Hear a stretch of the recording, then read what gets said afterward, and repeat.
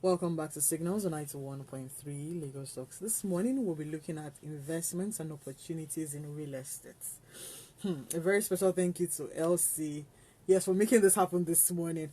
So, investments, opportunities, and nursing real estate is what we're talking about this morning. I have with me, I have two profiles, so I'm struggling on the ones I'm going to read. Is an African business magnate, is best known as the MD CEO of HowLandmark Group, an African-focused real estate and service office company, having over 500 companies as clients with offices in 5 continents. Then I have another one. He's an African business leader with a deep and passionate interest in real estate in Africa. He studied architecture, property development, construction management, and value engineering, gaining 30 years of professional experience globally.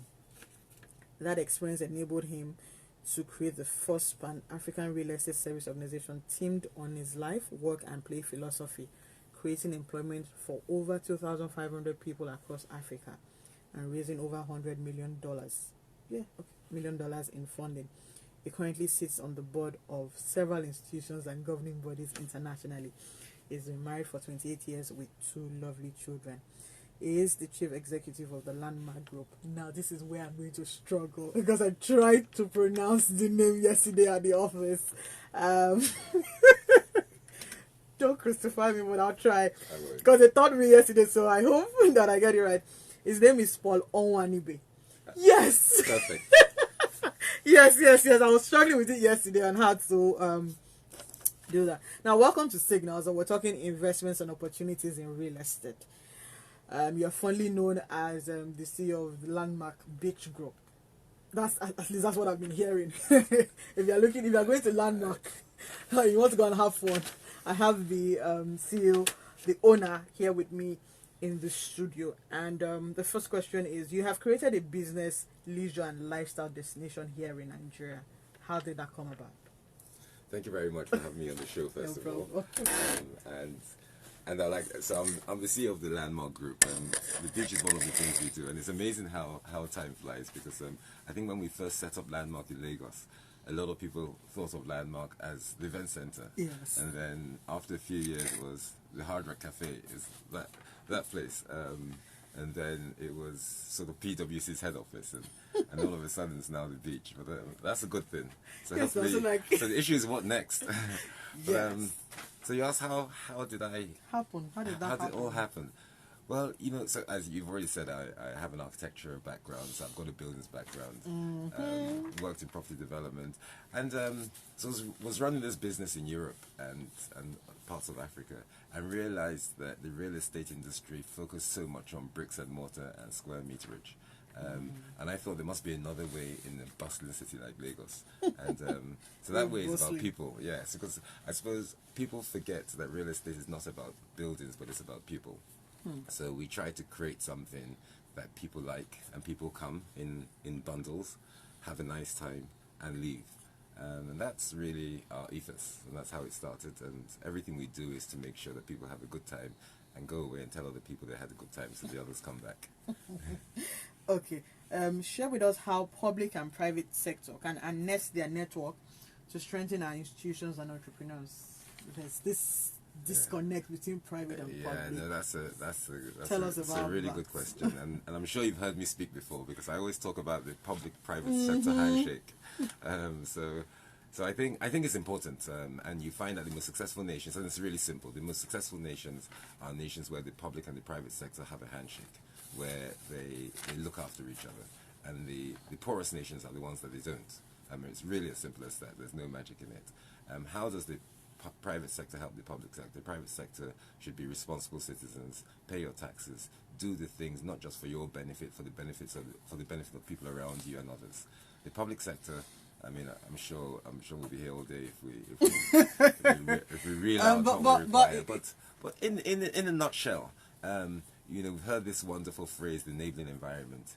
So you say do we have that? Do we have that? Well, if we have that, this won't be a question, right? But the public sector is many things, right? It's local authority, it's it's state authority, it's regional authority, it's national authority, and it's Africa authority. And at different levels, you have it in various degrees. It's not great. It's nowhere where we want it to be. There's some really good people in the public sector, but there's some really bad people too, unfortunately. So I think the best way the public sector can do is say, you know, I want to spend all my time in government to try to make sure the private sector is successful. If you said that and did everything that was in your power to do. Yes, it was in your power to do that, pointed towards that, you will find out that you will create that enabling environment. You don't need laws, you don't need processes and long books, and you just need to have the right mind to say, I want to help other people, and these people, by helping them, they will help me. Okay, so still on public sector, and you coming down to Nigeria to say, okay, fine, I want to create, make Africa the next big thing in real estate. What were the challenges? Tell us about the challenges with public sector. What headaches did they give you? Well, so it's more of an environmental challenge of which the public sector is part of, right? So you have all sorts of challenges, and you know, I was listening very attentively to the people pitching their businesses, and I can imagine the challenges they face. You know, finance, regulation, power, jurisdiction, legals. So what challenges did we as a real estate organization? Obviously, the biggest challenge in real estate, the whole value chain of real estate cuts across from buying the land, registering the land, getting your planning permits, finding your builders, getting other permits to build, building the building, getting operating licenses.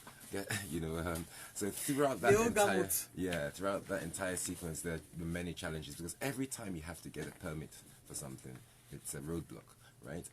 Some are much easier than others, but it's not as simple as one would like. And I think if the public sector could do one thing, if they put everything online, and by the touch of a button you could get your permit if you tick certain boxes, then I think the world would be easier.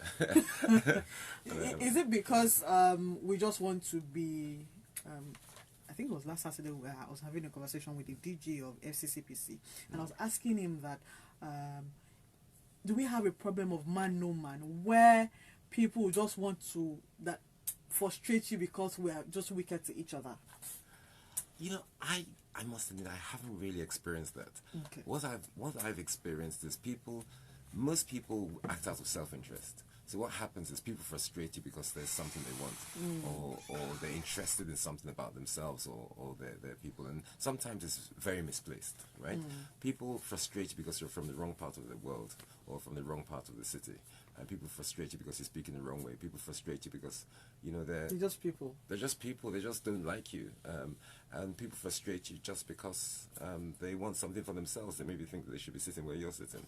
So there are many reasons, but you know, for every one person that frustrates you, there are probably two people out there that will help you, and that's the reality of it. There are actually more good people than bad, but the problem is a lot of these bad people show up, right? They show up screaming.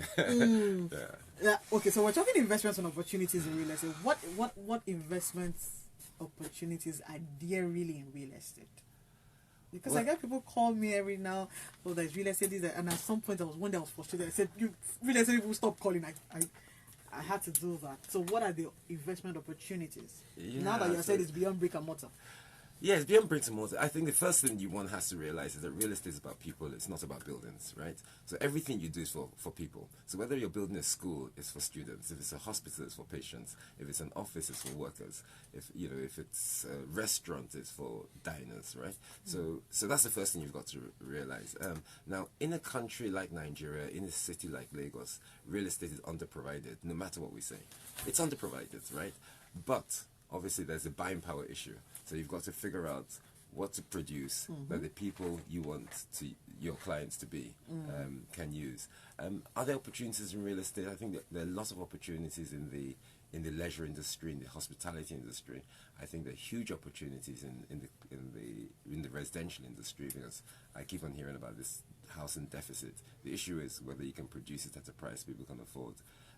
My one thing I would say in real estate is whatever you do and whatever you build, if you try to pursue it to a world-class standard, you're more likely than not going to be successful.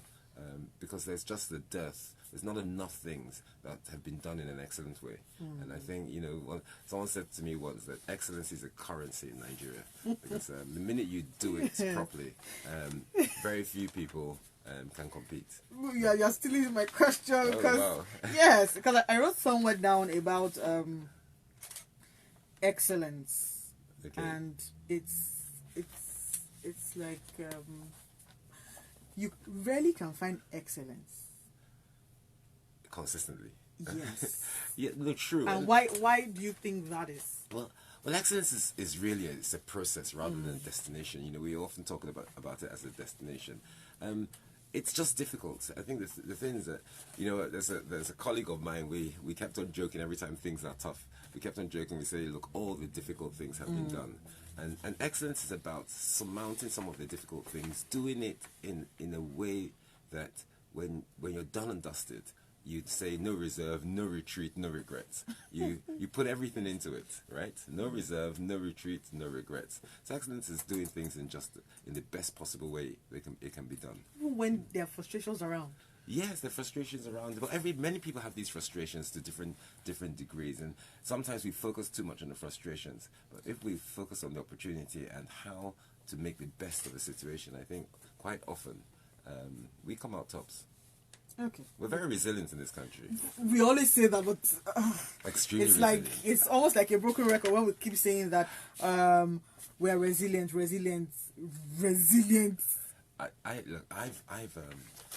I've lived in 3 different continents, and I've been fortunate enough to travel to several countries. And I tell you something. I don't say this because I'm Nigerian, but I say this with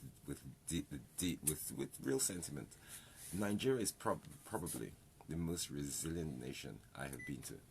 Yes. Okay. Maybe the DRC is the only compatible one, right? Because if you go to Kinshasa, then you understand what resilience is. But it's the closest city to Lagos. But yeah, we're very resilient because we're prepared to get over challenges. The problem I think we have in Nigeria is whilst we have a lot of passion, we don't have the do or die attitude for what is right. So I think if we just say to ourselves a little bit more, that you know what, I'm not going to accept mediocrity anymore. I'm not going to accept the things that are not right, and I'm going to stand up for my rights more and more and more, and at the same time do the right thing. I think you will see this country turn, and you will certainly see the city turn. Okay, so away from resilience in Yes. quotes, let's talk about luxury. What's the luxury properties like? Gosh, I hate the word luxury. But Because I was about to say that we say luxury, but then take for example, you buy an apartment. No, it was a friend of mine who said, oh, they bought an apartment and they had to rework the plumbing, they had to rework the electrical, they had to rework a lot of things, and they were paying huge sums of amount for nothing. But that's the problem. There's a big disconnect. And the reason I hate the word luxury is because there's no such thing as luxury. It's about appropriateness, right? So if you have 100 million naira to spend, then look for 100 million naira property. If you have 1 billion naira to spend, look for 1 billion naira property. And if you have 10 million naira to spend, look for 10 million naira property. What many people call luxury, I call it best in class. If you so the mistake people make, and so your dear friend probably bought 100 million naira property, or bought a 10 million naira property for 100 million naira, right? And had to rework everything, right? So I would say just do your research and figure out what it is you want. There's nothing wrong with being at the top or at the bottom of the sort of the property of the pyramid, but figure out where you want to be and be there. The thing about real estate, I always say there's one golden rule to real estate as a developer, from a developer's point of view, and it says don't put a 100 million naira house on a 10 million naira street, right? And you want to say that again? Don't put a 100 million naira house on a 10 million naira street. And what it means basically is put the buildings or the property you want in an area that can be sustainable, that market can afford, right? Don't overspec something, right? And at the same time, if you're a buyer, right, don't buy a 100 million naira house on a 10 million naira street. Yes, seek to buy a 10 million naira house on a 100 million naira street as a buyer. So the numbers are, It's so don't buy a reverse. 100 million naira house in a 10 million naira street. Yes. Okay. And then don't buy a 10 million naira No, house. try to buy a 10 million naira house on a 100 million naira street. Why? Because then the difference between the 10 and the 100 is 90. That's yours.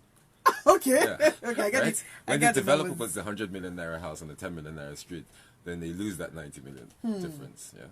But you want to be the reverse of that. So that's the tension between the client and the developer, and that's the race. That's the race in this game. Yeah. Okay, so our dearly beloved Lekki, Ibejiko, they are becoming very congested, and then the fear that a lot of people have is water will come and sweep them away. And then because rainy season, everywhere is flooded. Yeah. What's wrong with infrastructure? We don't have. Huh. There isn't. That's the problem.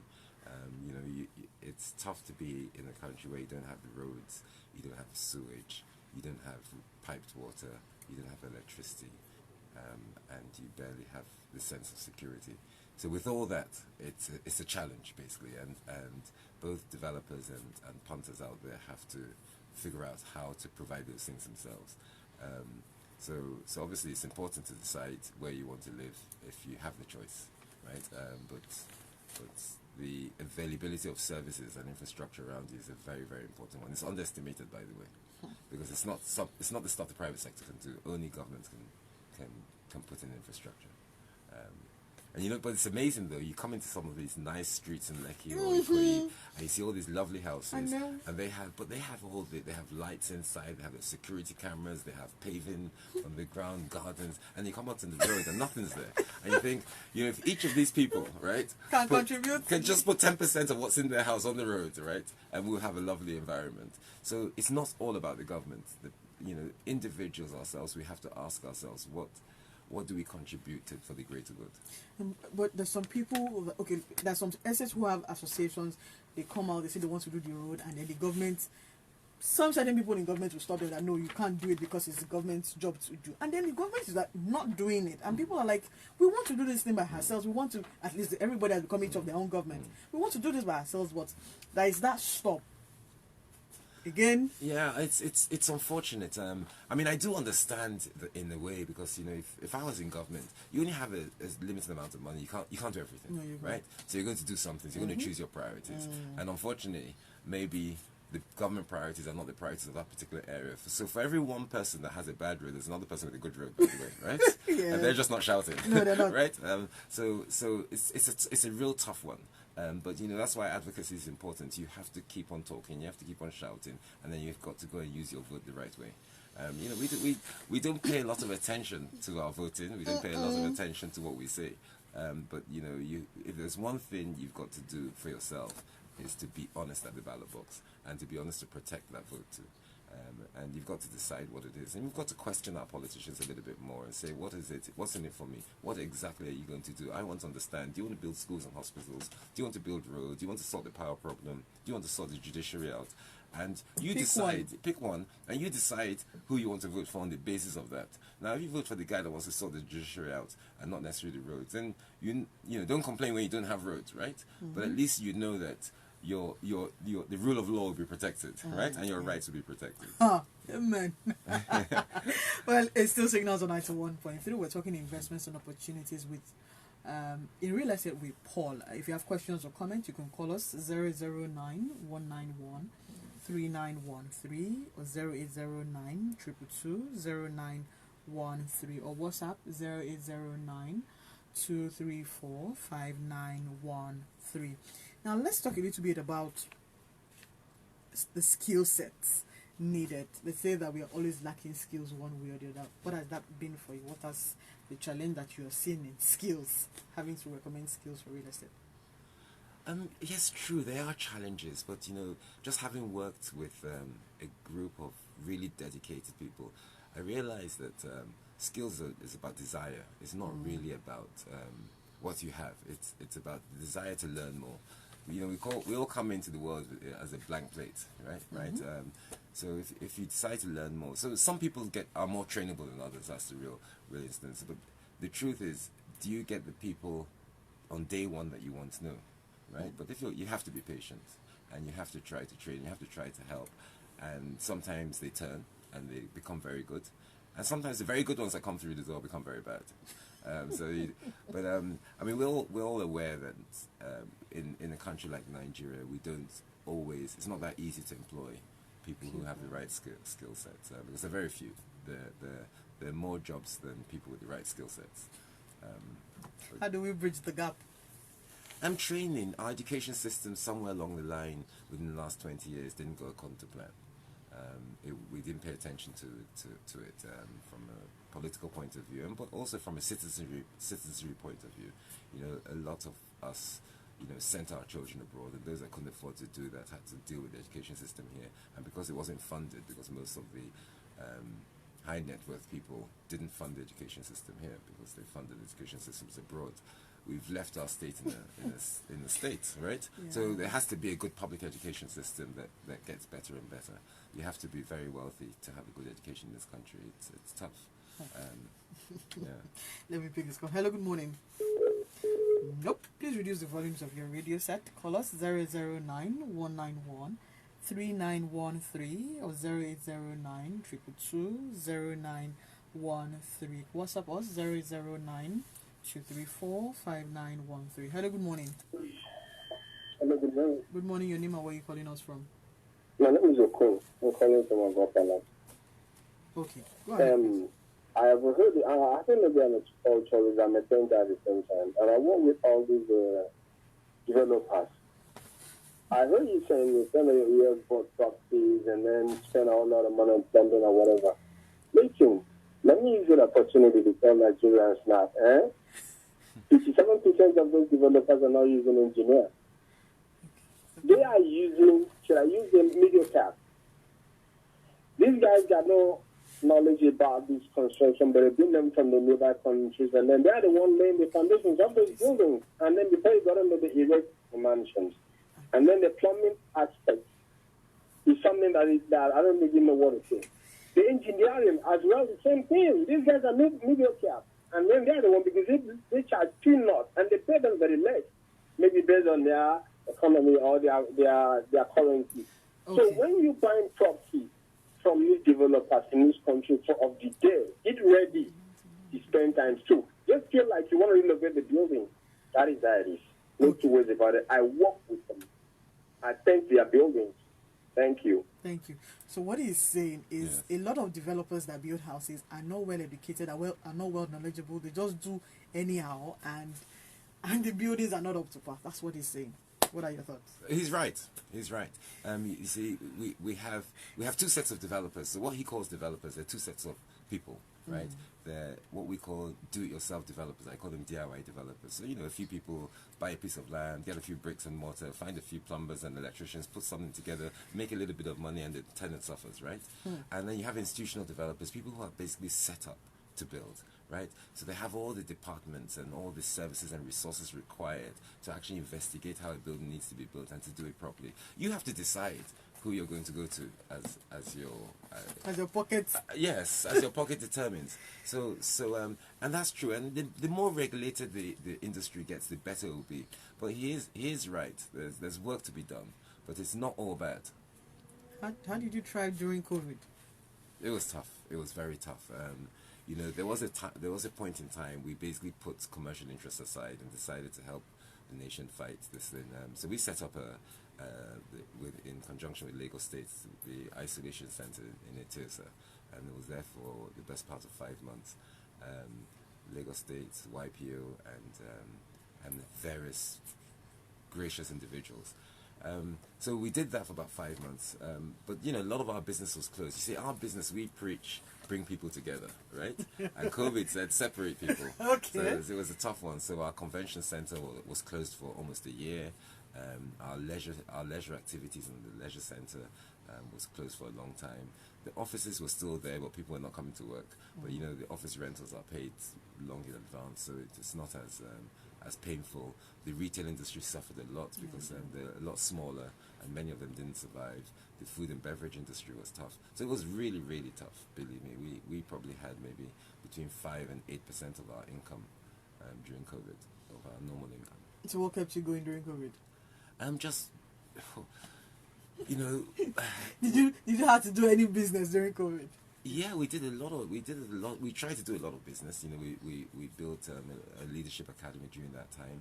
It's now known as the Nigerian University of Technology and Management, which Elsie went to. Who introduced you to me. So we did do some business. It was very tough because with no income, obviously we had to borrow money. We had to stretch our resources. We set together. We put up what we call a war team because 70-80% of our staff had to stay at home.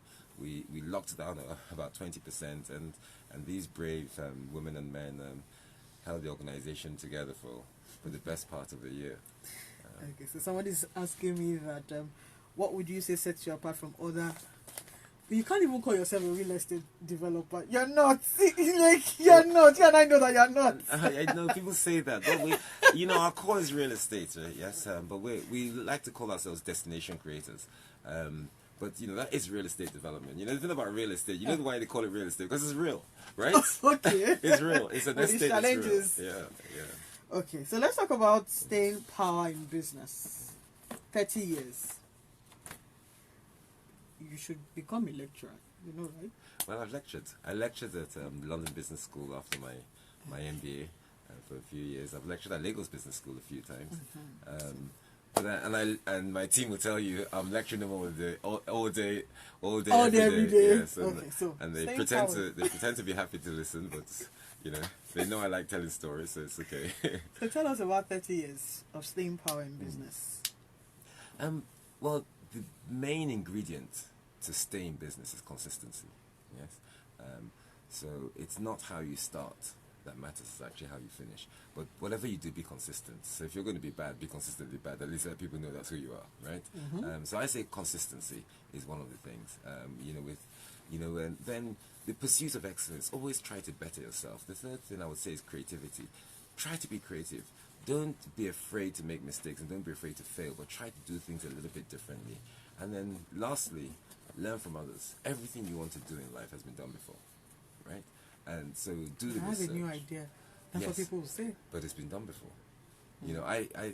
People come up to me and say, I have an idea. I want you to advise me, but I want you to sign something that you wouldn't tell anybody. I say, why? And you say, because I have an idea. I don't want someone else to do it. I said, look, if you thought of it, someone else has thought of it. The issue is who's going to do it better, right? So whatever idea you have, it's not the idea, but it's how well you execute that idea. Ashley Bright says there are hundreds of people with ideas, bright ideas, but the ability to execute that idea is what separates you from mediocrity. And execution is a key thing in this part of the world. As you know. No, I don't. You do. No, I don't. Okay, so I was reading your profile and was saying, and I put it in quote, and on a lighter note, when people call you African business magnate, how does it feel? Well, I don't know. One of my partners makes fun of me about that. Says I read on your LinkedIn, Wikipedia profile, African businessman. No, look, I've worked in a lot of African countries. We build businesses in African countries. I won't call it a magnet. I would say that we have good African experience, and it's been fun doing it because the African people were some of the most colorful people in the world. Mm-hmm. Mm-hmm. I've had more fun working in Africa than I ever had in Europe and America. I'm coming with this call. I'll come back. Okay, 009-234-5913 or 009-191-3913. While researching, I stumbled on I went to go and look for it. I didn't stumble on it. On your 2011 TEDx conversation. Okay. Yeah, that was a long time ago. Yes. And you just left your company, the company you're working for, and you wanted to calm down and you're not finding it funny. It was tough. Let's go down that road. Tell me about it. Well, remember the first thing I said in TEDx was, the thing about Africa and maybe let's say Nigeria in particular, when you're coming there, everybody's saying, "What the hell are you going there to do? This is a tough place. It's going to be hard and stuff." So there are a lot of bad stories. So you tie yourself up for that, and you get to Nigeria and you realize it's actually not that bad. All right, there are a few bad roads and there's not always power, and when you turn on the tap, water doesn't come out. But you realize that it's not all about the challenges, right? When all those things are said and done, you focus on the people. And people here are nice, they're energetic, they're bright, they're youthful, And then you begin to like the place, right? And then the Nigerians then tell you how nice it is, right? They take you to dinner, they take you out. If you're the party kind, you go partying. If you're the lecture kind, you go lecturing. But ultimately, you realize that it's a better place than you thought. But when you're leaving, you realize it's not as good as Nigeria's told you either, right?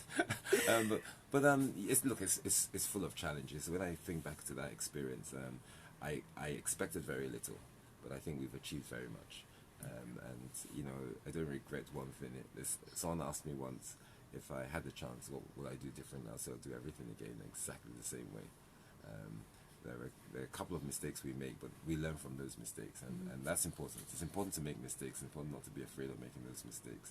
But I think the most things in Africa is you've got to be positive. In Nigeria, you have to be positive. You have to look for the future, and you have to have a real desire to change the future. I'm coming. On WhatsApp, I have good morning, madam, and the guests in the studio. I'm Richard from Sule, really enjoying the guest. He's really a real estate guru. But on a lighter note, what is the implementation if I built a 10 million naira house on a 10 million naira street? Yeah, so that's fine. Now you just need to make that house look nicer than the other houses, right? Or have something else. But the implication of a 10 million naira house on a 10 million naira street means you're doing the right thing. And that really is the bottom line. You're spot on, and it's now a question of how do you differentiate yourself. But you're unlikely to lose money if you get it. You know what they say in real estate: find out where the people are going, get there first, right? So I was about to talk about early entry. Yes, early entry is very important. You've got to predict where the people are going, what the people want to do, and then do it in advance before they're there, right? If you find out that, oh, this whole area, they're building shopping centers, let me go and build my own, you lose your money.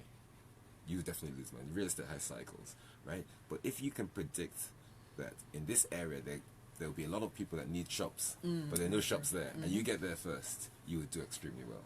Right? Until they start coming. They will come. They will come, and you will do well. But you just need to make sure that that's where the 10 million naira house on the 10 million naira street is. You need to make sure that you're putting a 10 million naira house on a 10 million naira street, not a 100 million naira house. You see, if you're going to build a big shopping mall in an area that just needed a market, you're underwater. Yeah, you're gone, right? Yeah. So, how do we? They say opportunities come. I know that for every close of the program, I always say create opportunities for people. But here's the thing: how do we? An opportunities always comes in very funny disguise. Yes. So how do we suspect? How do we see opportunity in a mud? Yeah. I mean, it's a really good question. You know. Well, it's a good question, you know, and my team will tell you, because as I said, I tell a lot of stories. Shout out to the team. Yes, a real shout out to the team. Hey, Landmark guys, okay, I know you're there. I know some of you are there at least. Big shout out to the team. We're here representing you well, and thanks for all the hard work. So I always say an opportunity of a lifetime can only be realized in the lifetime of that opportunity. So what happens is that many people think, oh, I think this is an opportunity, I'm not sure it's an opportunity, and they're thinking about it and it's gone. And then then they come back and then try to exercise the right to or tap that opportunity, but the opportunity is gone, right? And they felt, oh, it was a muddy, I thought it was there. The truth is, if you thought about it, trust your instincts and trust your experience. The opportunity of a lifetime can only be realized in the lifetime of that opportunity. When an opportunity comes, don't think twice, go for it. But you know, sometimes because we're human beings, and there's a thin line between having to trust your gut and having to say, okay, so there's opportunity here. It doesn't make any sense, but there's opportunity, and you know, you're the only one seeing the opportunity. Other people are not seeing the opportunities with you. Yes. So how do you now say, okay, I'm going to close my eye and go straight? It's hard. It's very hard, but you have to be in the right business. It's an instinct and there's guts, right? And if you can't do that, then go and work in a bank and count someone else's money, right? The truth is, if you want to work in an entrepreneurial organization, an organization that has to develop things or deliver things, you have to use your gut, you have to be brave, you have to figure out where the people are going and get there, right? You have to figure out what the people want. You know, we live in a country, we're blessed to live in a country and literally be in a state like Lagos where there's so much opportunity, there's so much unprovided. People are leaving the country like every 2 to 3. They're crazy. But bottom line, I say it.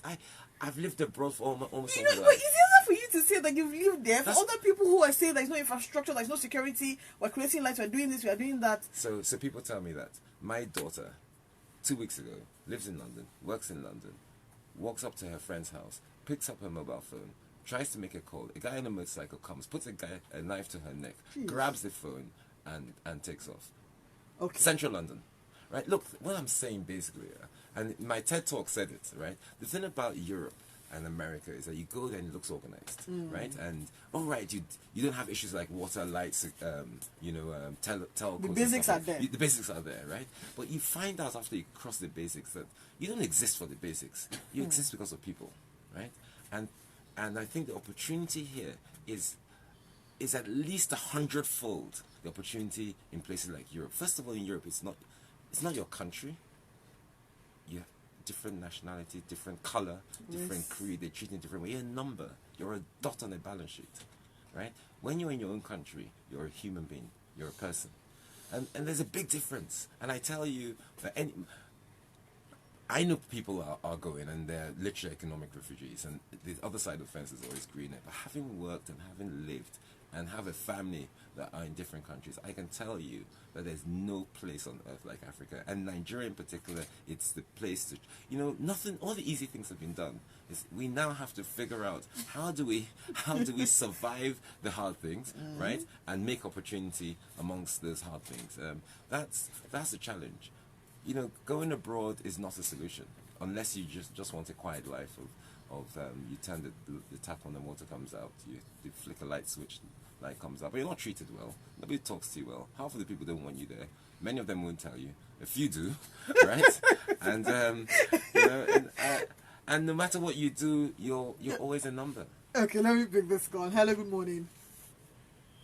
Yeah, good morning. Nigeria has already. Hello. Nigeria's economy have already collapsed. That is why Nigeria is moving out of this country. As our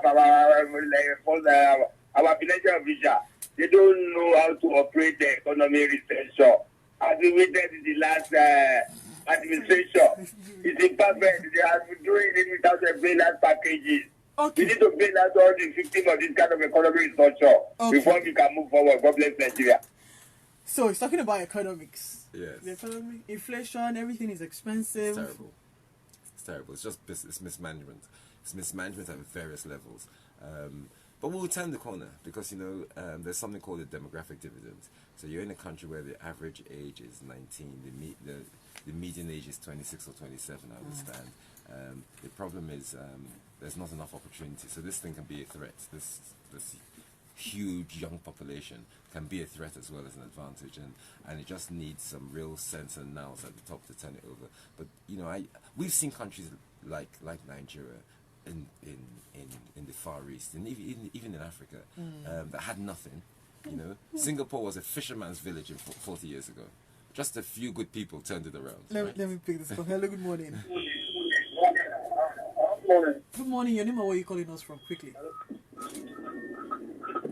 Good morning. Good morning. I can hear you. This is Usman Babalere. Okay, Usman, go ahead, please. Question or comment? Nigeria economy is not bad at that. Say that again. You're not to manage now. So it's not bad. Nigeria economy is not bad. Okay. I'm not having this back and forth with Nigerian economy this morning. He said we know how to manage cows. Yes. That was a I think it's going somewhere. Yes, I know. And I'm not going to have that this morning. Now, what's your formula for success in this industry? And this is for a lot of people who just want to venture and be like, Paul. So the formula is, first of all, be patient. You're not going to get everything on day one. Yeah, be patient like 3 to 4 times. Because it's such a huge virtue. It's a huge virtue. It's one of the problems we have in the what we call the developing world, is that we're just not patient enough. We want everything tomorrow or today, and people just don't do their time. So I think be patient, learn whatever it is you choose to do, focus on it properly, be consistent, and be brave, be prepared to take some of the pain, and make yourself different. Bring your own unique selling point to the party. You always say, bring your A game up all the time, and try your best, and you will be successful. Success can be described in many ways. As long as you don't describe success as how much money you have, you will be successful if you do things the right way, right? Let me pick this call. Hello, good morning. Nope. So what's the future for Paul? Well, the future is, Landmark so far is a journey. It's a process. I'm not talking about Landmark. I'm talking about Paul. You're talking about Paul? Oh, wow. All right. What's the future for me? Well, I have a lovely wife. I've been married for 28 years, 2 lovely children. And at some point in time, we're going to try to find time to spend more time together. Amen. God. Okay, then. Yeah. What's work ethic like for you? What's your work ethic? My work ethic is, well, I think the boundaries between work and leisure have collapsed. So because we're trying to create work-life balance. Yes. Well, so I never look at myself as I'm at work or I'm at leisure. When I'm at leisure, I'm at work, and when I'm at work, I'm at leisure. So I do whatever I have to do. It's not always good because I work late in the night sometimes. But I'm not afraid to play on Monday morning, right? You can afford to play on Monday morning. No, not necessarily, because a lot of people count on me doing my job. A lot. At least 4,000 people that count on me doing my job. Yeah. So that's what wakes me up in the morning.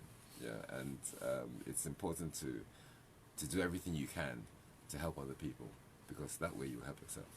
Okay. My time is up. Thank you so much for everyone who has called in, listened in.